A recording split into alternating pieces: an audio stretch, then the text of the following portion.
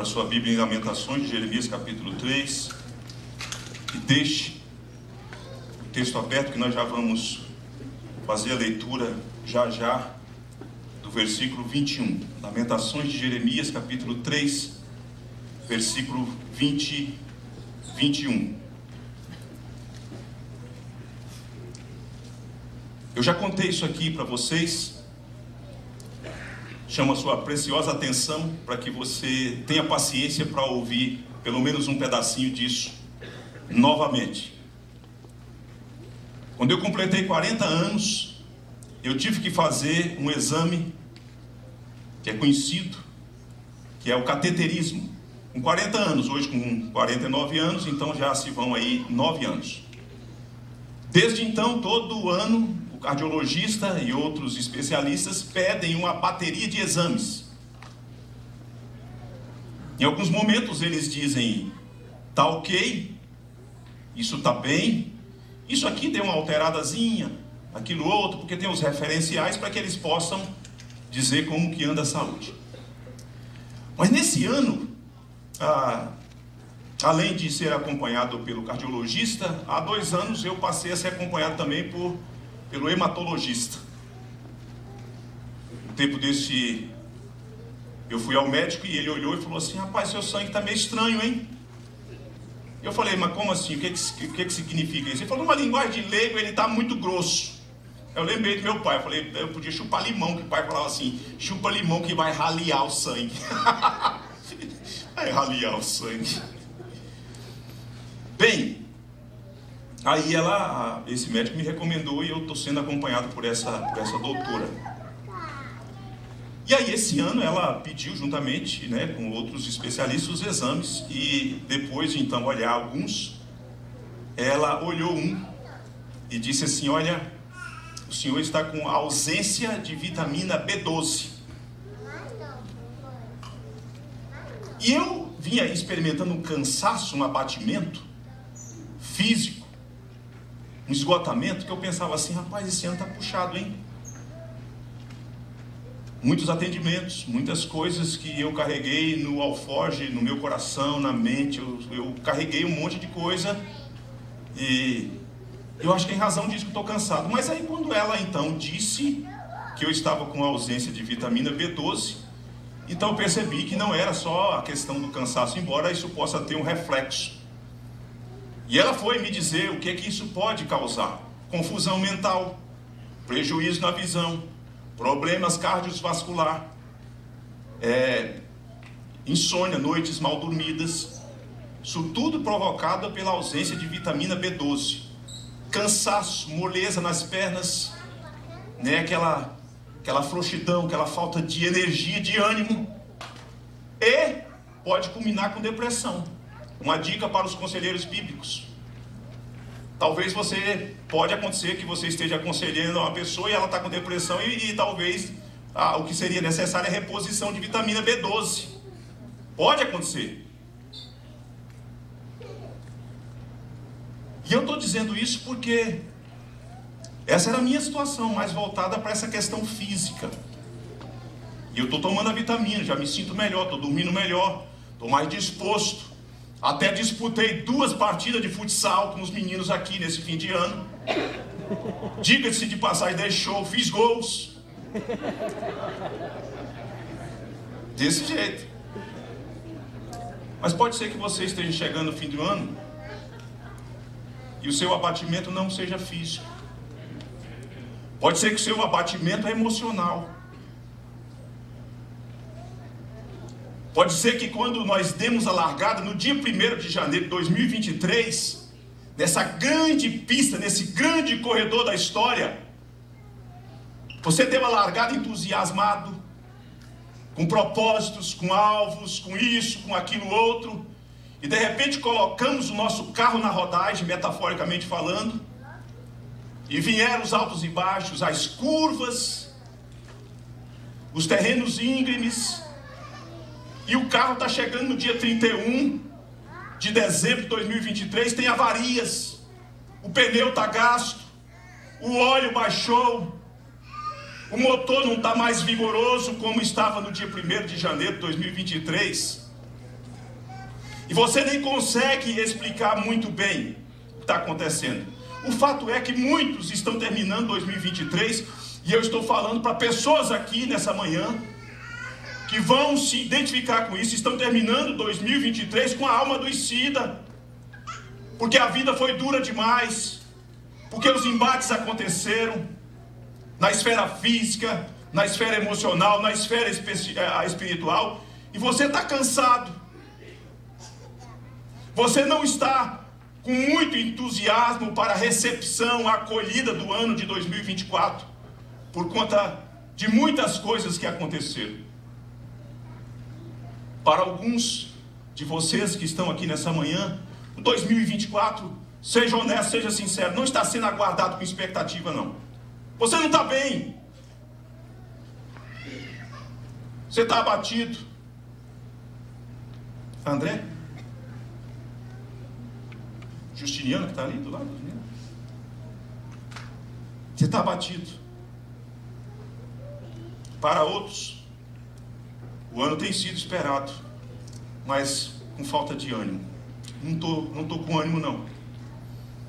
A família está preparando a refeição de hoje, a igreja tem o seu encontro memorável. É memorável o nosso jantar do dia 31.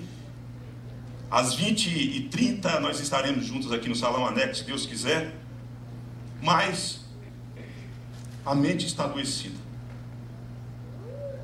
Você está enfermo, você está cansado. Eu estou falando com você nessa manhã. E por que esse adoecimento da alma, da mente, do coração? Porque aquilo que a gente viu, aquilo que nós conhecemos durante esse ano, nos dias dos meses, nas estações do ano, aquilo que nós experimentamos, tudo isso fez com que reações fossem provocadas de uma maneira diversa e diversificadas em nós. E é assim que a gente lida, é assim que a gente processa. Isso faz parte do nosso existir. Muitas vezes nós somos movidos, muitas vezes nós somos neutralizados por aquilo que a gente viu, por aquilo que a gente conheceu, aquilo que a gente ouviu e aquilo que a gente experimentou. E isso, numa certa medida, vai fazendo com que o vigor vai sendo perdido, o encanto vai se esvaindo. E nós precisamos, irmãos, considerar uma coisa muito importante, à luz da palavra de Deus, e pensando e refletindo na palavra de Deus. A história bíblica, ela é mais do que informação, ela é informação, e a gente precisa depreender, absorver, receber essa informação. Mas a história bíblica é mais do que informação. A história bíblica é uma conexão de experiência de pessoas. Quando você lê certas histórias sobre certos personagens, você se identifica, você se vê no cenário. Fulano passou por isso, fulano experimentou isso, e como que ele lidou com isso? O que ele fez? Como que ele saiu dessa condição na qual ele se encontrava? E a conexão, nós temos uma conexão. Você nessa manhã vai perceber que nós temos uma conexão, numa certa medida, em algum momento, com a experiência do profeta Jeremias. A experiência do profeta Jeremias, condensada nesse texto que nós vamos ler, ela, em alguma medida, ela faz uma conexão da experiência, a conexão da experiência do nosso sofrimento com o sofrimento do profeta, do abatimento do profeta. E, portanto, eu chamo você para a gente ler esse texto. O versículo de número 21, que diz assim: quero trazer à memória o que me pode dar esperança. Quero trazer à memória o que me pode dar esperança. Você pode proferir esse texto aí de uma maneira vigorosa? Você está com a Bíblia aberta ainda? Por favor.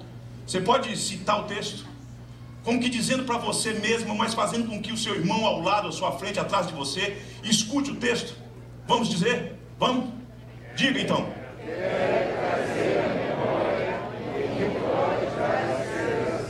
Quando esse homem disse isso, quando ele tomou essa decisão, ele estava enfermo. E o que coopera para que uma alma fique enferma? Na experiência e tendo essa nossa conexão com o profeta Jeremias. Em primeiro lugar, por causa daquilo que foi contemplado pelos seus olhos. Veja você como ele começa esse capítulo de número 3. Ele começa dizendo o seguinte: ele é profeta, ele é homem de Deus, ele sabe que o Senhor é bom, ele tem experimentado a bondade de Deus desde que ele nasceu. Desde o ventre da mãe dele ele foi consagrado, ele foi separado, ele foi chamado para ser profeta, não só de Israel, mas profeta enviado às nações. Mas num determinado momento esse homem experimenta algo, juntamente com o seu povo, e ele introduz o capítulo 3, no versículo 1, dizendo assim: eu sou o homem que viu, veja o verbo ver, que viu a aflição pela vara do furor de Deus. O ver aqui não é ver como um espectador que está à distância, vendo a história acontecer, vendo a história ser escrita, vendo o seu povo ser avassalado, vendo o seu povo ser disciplinado. É um ver que tem como marca também que vai impingir na sua própria alma, a partir desses instrumentos que são captadores de imagem, os olhos. Os olhos, os nossos olhos são instrumentos captadores de imagens, de cenas coloridas, de cenas impactantes, de cenas prazerosas, de cenas que você vai para o travesseiro, coloca a cabeça no travesseiro, vai para o seu quarto e você vai feliz. E aquilo que como que embala você num sono gostoso. Mas tem cenas que não são agradáveis de serem vistas, de serem contempladas, e essas cenas elas geram em você insônia, angústia, medo, tristeza, abatimento. Então esse homem começa dizendo assim: eu sou o homem que viu a aflição pela vara do furor de Deus. Ele viu como que a nação da Babilônia entrou em Israel, disciplinou o seu povo. É Deus disciplinando o seu povo. Ele vê essas cenas, ele vê a cidade destruída, ele vê o templo destruído, ele vê o templo sendo saqueado, ele vê os seus irmãos sendo levados cativos e ficando exilados na Babilônia. Ele vê essas coisas. Essas imagens vão adoecendo, porque há imagens que você contempla e que elas são levadas para o arquivo da sua memória, que você não tem um botão para deletar não. Se você tivesse, você faria. E volta e meia elas são recordadas, elas são rememoradas, e elas trazem aflição para a nossa alma. Então aquilo que nós vemos, isso adoece a alma. Em segundo lugar, por causa daquilo que nós ouvimos, aquilo que os nossos ouvidos recebem, adoecem.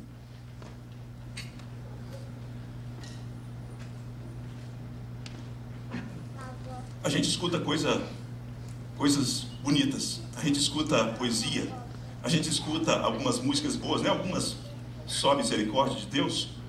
A gente escuta uma trilha sonora. Eu gosto de trilha sonora de filmes, eu acho maravilhoso aquela seleção de músicas boas. Mas tem coisas que a gente escuta que não é agradável. E não estou falando daquelas coisas que você precisa ouvir, porque tem aquelas coisas que a gente escuta que não são agradáveis, mas a gente precisa ouvir, é necessário ouvir. Faz parte dessa atuação de Deus, às vezes, nos chocar. Mas tem coisas que a gente escuta que elas são ríspidas, que são duras, que elas são grosseiras, que elas não vêm carregadas de empatia, de amor, de misericórdia. E isso, quando você escuta isso, você corre o risco de ser adoecido. É o marido que insiste semanalmente de ser grosseiro com a esposa, de ser truculento com a esposa, que não há espaço para elogio. E ele continua martelando, ele fala com os filhos, e às vezes as reações são na mesma medida da esposa, e a casa, o lar, é marcado por esse tipo de conflito que envolve a fala, e a fala adentra os ouvidos, e a pessoa vai ficando adoecida. Talvez já faz algum tempo que você está doente por conta disso. Talvez a sua doença, a sua patologia da alma, não é em razão das cenas que você viu, embora algumas foram chocantes, mas é o que você ouviu. Você não conseguiu depurar, você não conseguiu espremer esse pus do seu coração, e você está doente, você está abatido. Se você ler o restante desses versos que que vem nesse fluxo, você vai perceber tudo isso. Como que esse homem está descrevendo de uma maneira, com essa literatura poética, mas como que ele faz e nos chama para essa identificação daquilo que ele está vivendo de modo pessoal, individual, mas também que é a experiência do seu próprio povo. Então, o que coopera? O que acaba contribuindo para o adoecimento? O que a gente vê, o que a gente escuta e o que a gente experimenta na vida. A vida, ela não é definida totalmente só por aquilo que a gente experimenta enquanto desejo. Tem experiências do sentir, que faz parte dessa nossa composição como ser humano, que vai marcando, que vai deixando marcas na gente, cicatrizes, por conta daquilo que a gente experimenta. A gente vai ficando doente. Então, essa é a primeira coisa que a gente precisa ver nesse texto.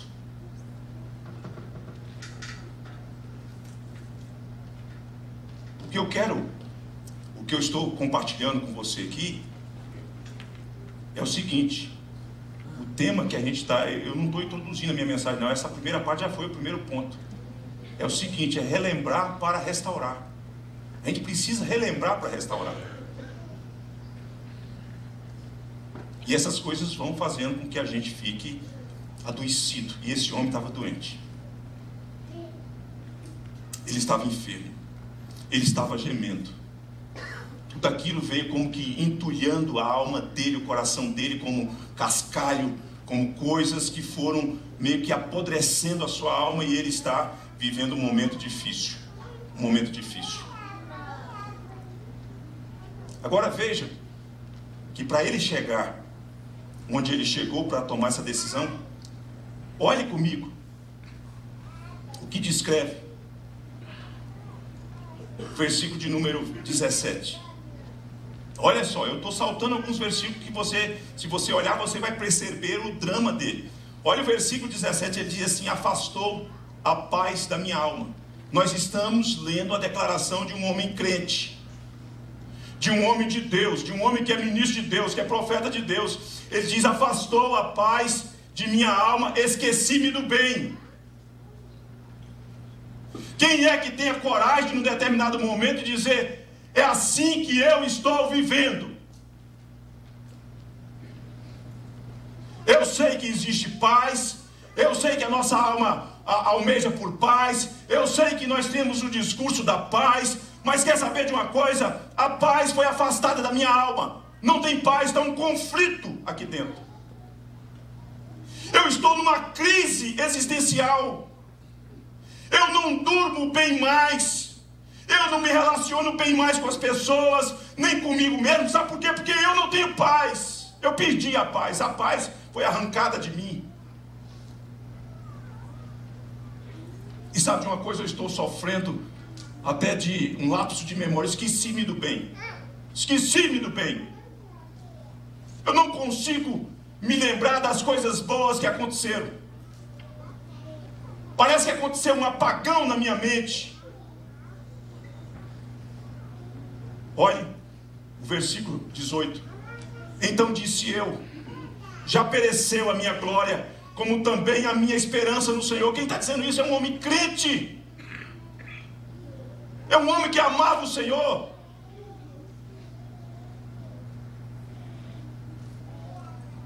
Não existe mais glória, não existe esperança, não existe paz, não existe calmaria, não existe bonança. Eu estou mal.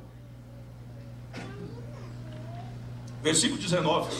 Lembra-te da minha aflição e do meu pranto, e do absinto e do veneno. Versículo 20. Minha alma continuamente os recorda. E o que acontece? Vocês estão com a Bíblia aberta?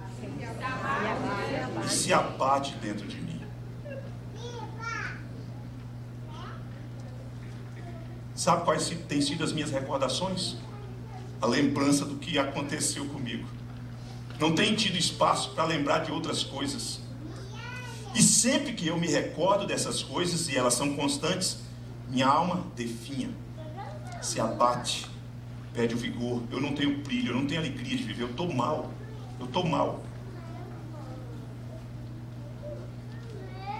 Ele está fazendo uma descrição. Ele está apresentando um raio-x da sua alma. Quer saber como é que está a minha alma?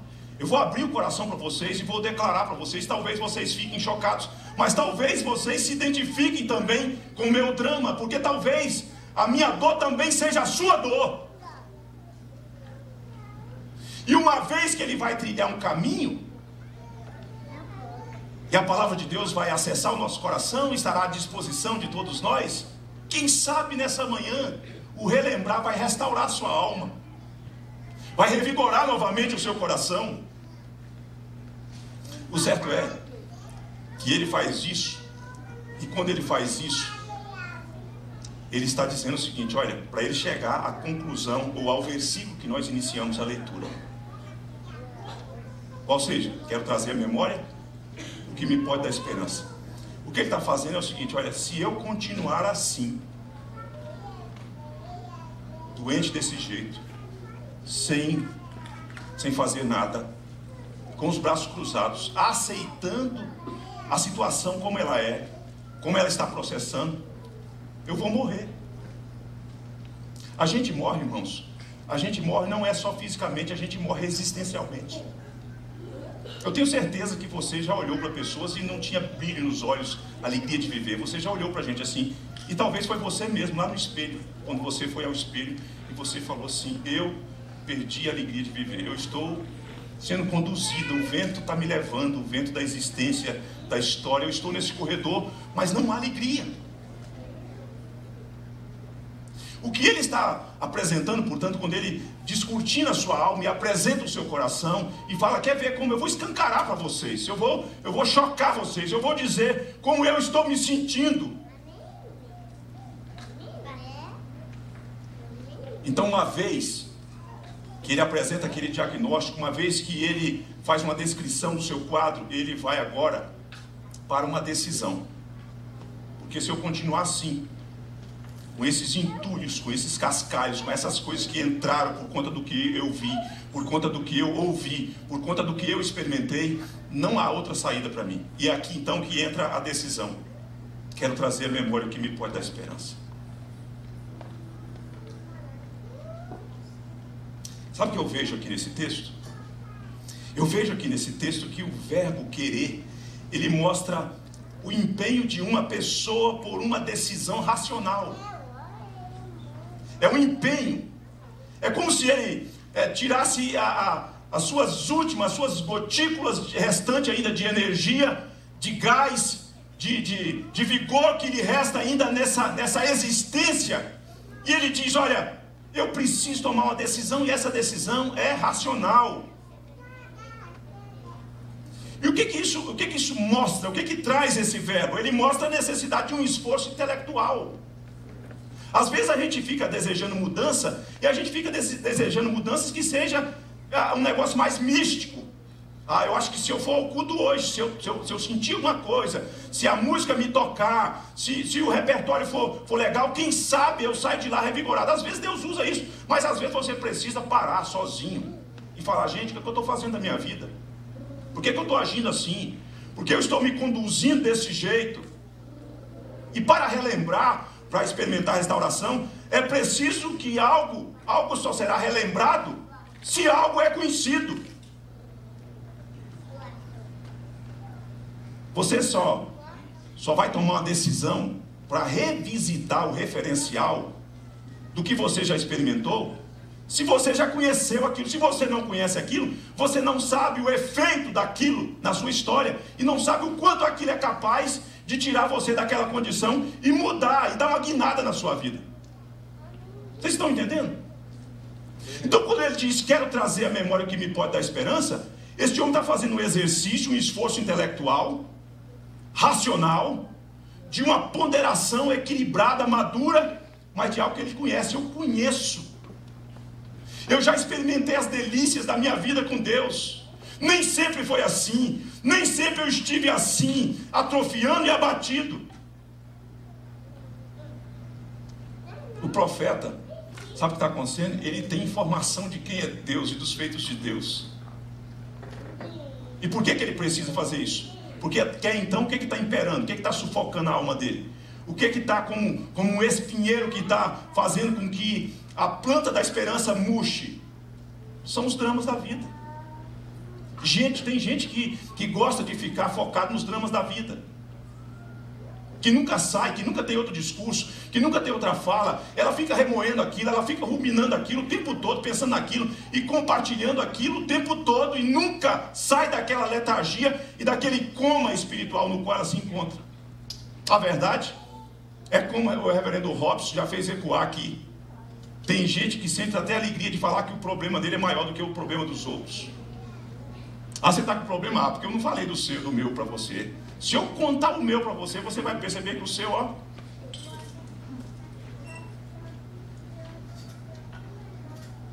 Irmãos, nós precisamos aprender que fé e razão não são excludentes. Fé e razão não são excludentes. Por muito tempo as pessoas, especialmente aquelas que lidam com a pseudociência, quiseram fazer com que a gente acreditasse, nos induziram a isso, a pensar que razão e fé não se harmonizam, não podem caminhar lado a lado. Não! A fé, até certo ponto, ela prima pela razão. A fé é gerada por informação, que tem lógica, que faz sentido, que tem conexão, que pode ser sistematizada, que pode ser comprovada. E é esse tipo de coisa que faz com que a gente, num determinado momento, tenha que parar e refletir e falar assim: e o que eu faço agora?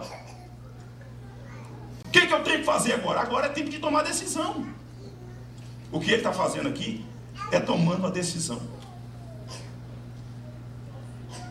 Quero trazer a memória o que me pode dar esperança. É decisão. Ponderada, madura, sólida. Agora, a tomada de decisão, ela envolve um conteúdo. Ela leva ele a falar assim: o que pode substituir aquilo que está afligindo a minha alma? O que pode tomar, ou que deve tomar lugar no meu coração, e que por algum tempo deixou de ocupar espaço no meu coração? Porque o que eu estou passando é porque eu fui entulhando, eu fui absorvendo de coisas que passaram a ocupar o lugar no meu coração, que não deveriam estar ocupando um lugar no meu coração.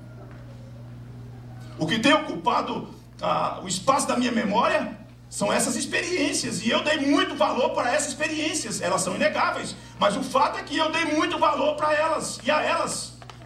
Então como é que eu posso remover? Já que não existe um botão para deletar, eu quero trazer a memória que me pode dar esperança. O que pode dar esperança? Existem decisões a serem tomadas, existe um conteúdo a ser trabalhado no nosso coração, a ser um instrumento de Deus eficaz para restaurar nossa alma, devolver-nos o brilho, devolver-nos o encanto pela vida e pelas coisas que Deus tem nos dado. Existe. E o que é isso, pastor? Em primeiro lugar, vou dizer para você o que não é. Não é dinheiro. Se você pensa que é dinheiro, se você está chegando no fim do ano exaurido, com o tanque vazio e pensando assim: se o ano que vem eu ganhar mais dinheiro, então essas coisas serão mudadas.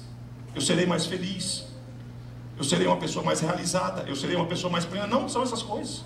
O ano que vem, se eu trocar de carro, essas coisas serão alteradas. Eu estou assim porque eu estou com esse carro e eu não pude ainda trocar, eu não estou conseguindo nem fazer as revisões do carro. Eu estou assim porque na verdade os conflitos lá em casa, eles persistem, eles estão se avolumando, eles acontecem um dia assim, o outro também, o ano que vem essas coisas, se isso acabar, isso vai ser alterado. Claro que isso tem que acabar, mas não necessariamente são essas coisas que vão fazer com que você seja restaurado. Se as coisas acontecerem conforme eu tenho planejado, se os alvos forem alcançados, se os meus objetivos forem realizados, aí sim, aí eu vou experimentar uma nova etapa, um novo existir na minha história, tal como eu nunca experimentei. Não é isso. Não é desse conteúdo que ele está falando. O conteúdo é fornecido a partir do versículo 22. Eu quero trazer a memória que me pode dar esperança. O que pode dar esperança para alguém que está enfrentando esses dramas? As misericórdias do Senhor são a causa de não sermos consumidos, porque as suas misericórdias não têm fim, renovam-se a cada manhã. Ela é lembrasse que Deus é misericordioso, que mesmo diante dos dramas da vida, das coisas que vemos, das coisas que ouvimos, que são difíceis, das coisas que experimentamos, Deus continua sendo misericordioso, porque Ele não nos deu o que efetivamente nós merecíamos, Ele nos poupou, na verdade. Jeremias, o povo de Jeremias, se vocês estão pensando que vocês chegaram no fundo do poço, se vocês estão pensando que a cidade ser destruída, que o templo ser saqueado, que o templo ser queimado, se o povo foi levado cativo, se você acha que isso é ruim, não é. Deus é misericordioso. Enche a sua mente, enche o seu coração, encharque a sua alma com as verdades de quem Deus é e do exercício daquilo que Deus faz. Esqueça-se disso e você fica doente e morre. Se você avalia o seu drama, você deve tirar os seus olhos dos dramas e olhar para a cruz e falar: na cruz Deus mostrou misericórdia, em Cristo Deus mostrou graça. Se o que eu estou passando é ruim, é difícil, dói, machuca, angustia, gera tristeza, gera choro, entretanto Deus mostrou misericórdia em Jesus. Jesus sofreu o que eu jamais sofrerei, e portanto eu preciso encher meu coração disso. É isso que traz saúde, é isso que traz restauração, é relembrar disso que você vai se sentir revigorado, irmão. Segunda coisa que ele traz, ele diz assim: grande é a tua fidelidade.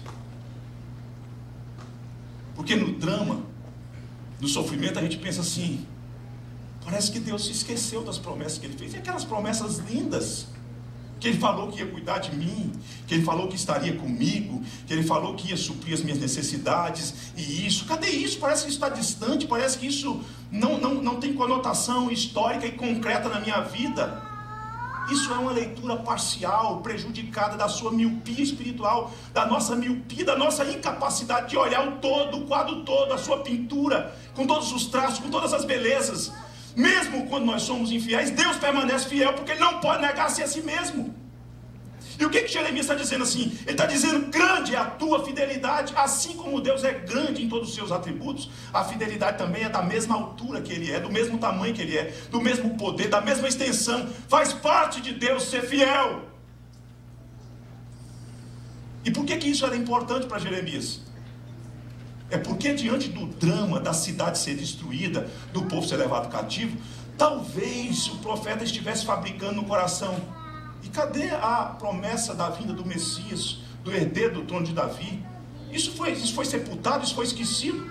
Não foi esquecido. Então como é que eu resolvo essa questão? Dizendo para mim mesmo, e trazendo para minha alma, e rememorando, e recitando, e relembrando: Deus é fiel.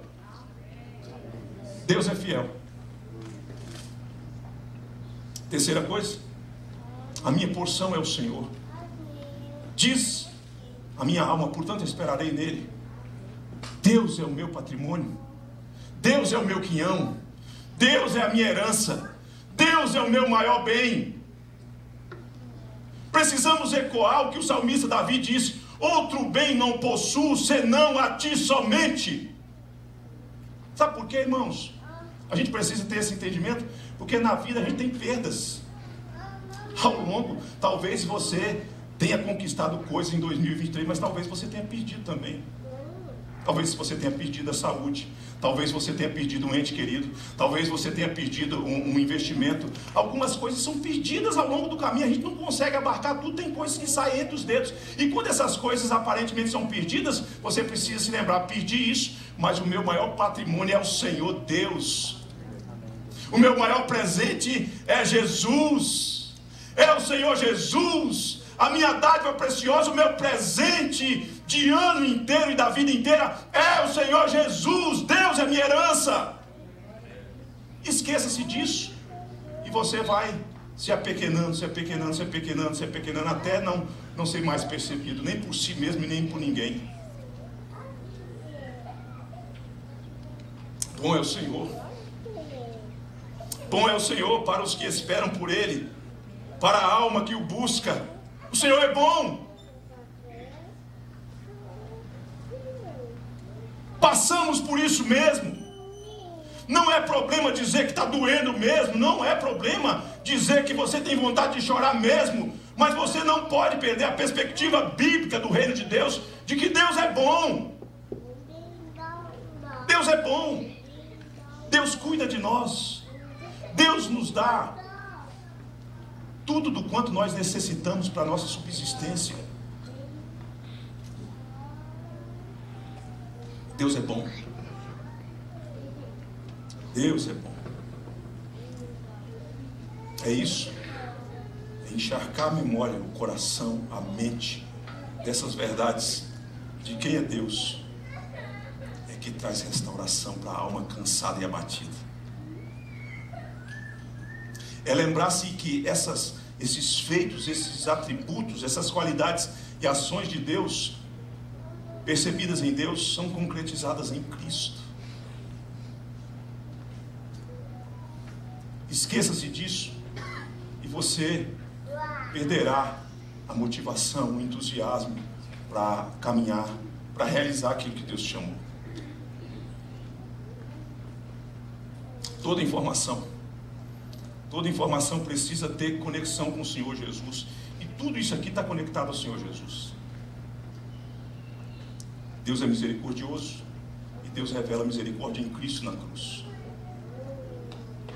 Deus é fiel e Deus revela a fidelidade quando Ele envia o Senhor Jesus. A história, as coisas, os acontecimentos não puderam aprisionar a promessa de Deus. Deus cumpre a fidelidade enviando Jesus. Deus é a garantia de que Ele é o maior bem do seu povo e Ele faz isso entregando Jesus. Deus é bom e Ele revela isso quando Ele não poupa o seu Filho, entrega o seu Filho Jesus por nós. Deus é esse Deus maravilhoso e, portanto, nós somos encorajados a aguardar a salvação do Senhor. Portanto, Ele é Salvador e Ele realiza a nossa salvação definitivamente em Cristo Jesus. Então, como é que a gente faz para restaurar, para experimentar a restauração? Relembrar quem é o Senhor, relembrar e trazer para a memória os atributos de Deus, os feitos de Deus, realizados de modo pleno e abundante na pessoa do Senhor Jesus. Tudo repousa no Senhor Jesus, tudo tem a ver com o Senhor Jesus. Jesus é o centro de todas as coisas, nele tudo existe, tudo subsiste, tudo gira em torno dele, e é nele e por meio dele que a gente encontra satisfação e renovo para a alma, para a gente prosseguir. Ele é o pão da nossa alma, Ele é o alimento para o nosso coração, Ele é o refrigério que nós necessitamos, Ele é a água que refresca a nossa alma angustiada. Ele, Jesus,